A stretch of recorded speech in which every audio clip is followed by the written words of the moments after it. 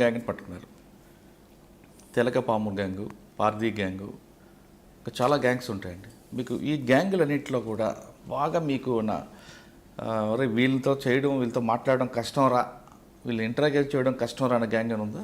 తెలగాపాముల gang ఉంది sir. తెలగాపాముల gang ఏంటంటే sir, అది యాక్చువల్గా బేసిక్గా అంటే వాళ్ళ గురించి నేను చెప్పాలి మీకు.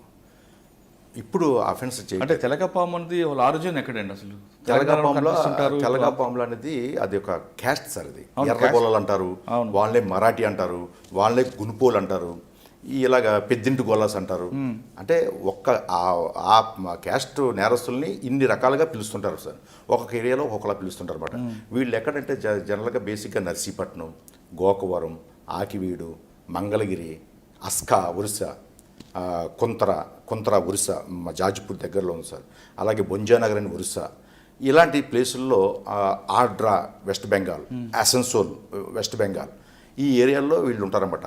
వీళ్ళు ఎక్కడికైనా నేరం చేయాలి, ఒక డెకాయిటీ, వాళ్ళంతా డెకాయిటర్స్ సార్. వాళ్ళు ఎలాగంటే చాలా కరుడుగట్టిన నేరస్తులు అనమాట. వాళ్ళు రావడం, ఒక గ్యాంగు, ఒక 5 నుంచి 10 మంది గ్యాంగ్ వచ్చేస్తారు.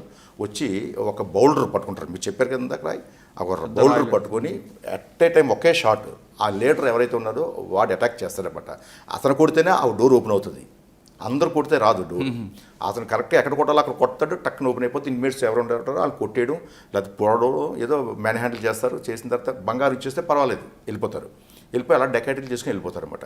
వీళ్ళంతా కూడా ఎంత చేసినా చెప్పరు. మేము పట్టుకోవడానికి అస్కా, బొంజనారు, వీళ్ళు కుక్కలు గిక్కలు అరుస్తుంటాయి కదా సార్. జనరల్గా మేము వెళ్తున్నప్పుడు గ్యాంగ్స్ పట్టుకోవడానికి వెళ్ళినప్పుడు మొత్తం ఒక కాలనీ అంతా వాళ్ళే ఉంటారనమాట. పోలీసులను అటాక్ చేస్తారు, కొడతారు, రాళ్ళు ఇచ్చి కొడతారు. మీరు కాకి సినిమా చూశారు కదా, సేమ్ స్టైల్లో మాకు చాలాసార్లు జరిగిందో చూసాం సార్.